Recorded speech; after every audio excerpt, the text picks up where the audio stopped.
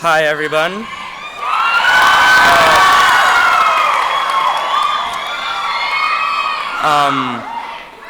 My name is Christian Oyen of the Integrated Arts Conservatory. I love you guys. I love you guys so much. And before I start, can I take a selfie with you guys? Is that cool? Like, here, let's get this going.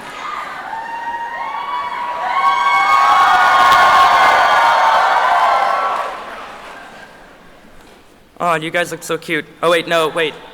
You blinked. We're gonna have to take this again later. Anyway. I'm thoroughly disappointed. No, I'm just kidding. I'd like to start this out by letting you all know that this is a fluke. The fact that I'm here on this stage in front of all of you, accepting my high school diploma from Orange County School of the Arts is nothing short of a miracle. I'll tell you why. On my third birthday, November 5th, 1998, I was diagnosed with autism. I had been showing signs for several months. I made repetitive motions with my hands. I mimicked words like a parrot rather than forming my own sentences. And I had earth-shaking tantrums over things like getting a single drop of water on my shirt. It's true. I could be at the beach or I could be at church. If my shirt got wet somehow, it would be off in a matter of seconds. It was my grandmother who caught on that something was up and influenced my parents to seek out a diagnosis. My parents then launched into a program that would last all the way into middle school, where for 40 hours a week, I met with numerous behavioral therapists. These were my best friends through elementary school. I remember kids would always come up to me asking why I hung out with grown-ups sometimes during lunch, as if this was something abnormal. They had no clue how cool they were. It was them, a handful of extraordinary teachers, and of course, my loving and constantly pushing parents who merely gave me the tools to want to be better. However, there was a certain gift in my life that needed no such unlocking from the outside, something that came to me as naturally as breathing. That was music. Though my communication skills at age 3 were essentially null, I had an inexplicable ability to remember full songs they heard on the radio.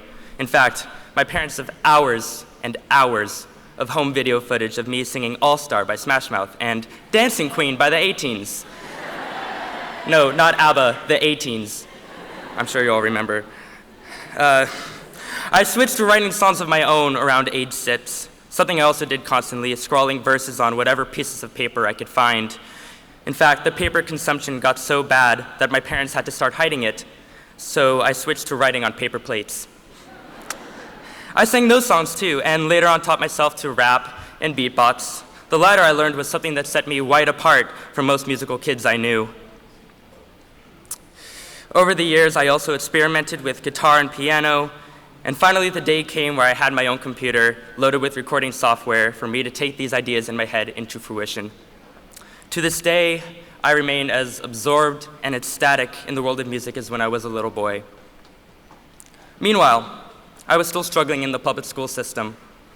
Though I was at this point fairly typical, my preference for art coupled with an overactive imagination and a hyperactive mouth with which to express it proved to be a hindrance.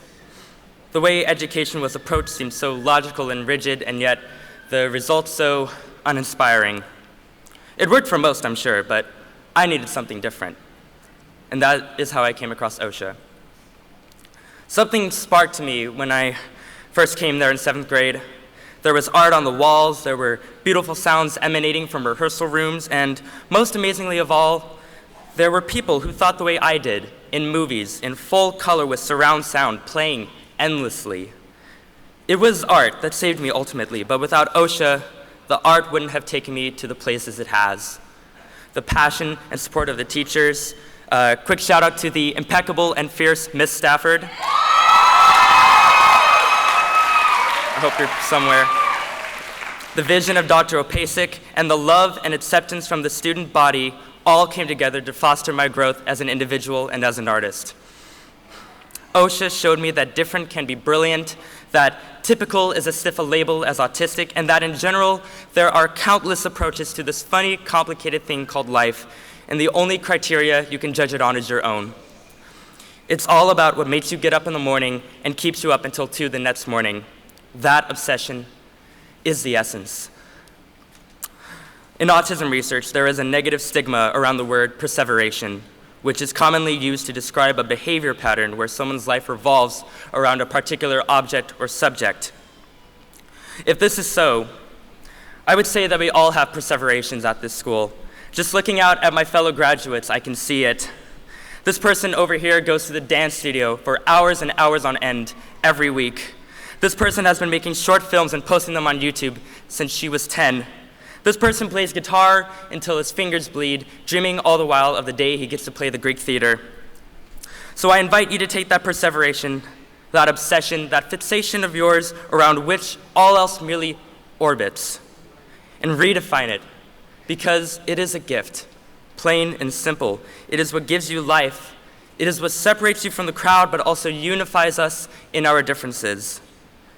I invite you as well not to give up on this gift. When you're in college, studying science or literature or law, find the time when you can to doodle on a scrap of paper or sing into a hairbrush in front of the mirror. I promise your roommate will get used to it and stop staring after a little while.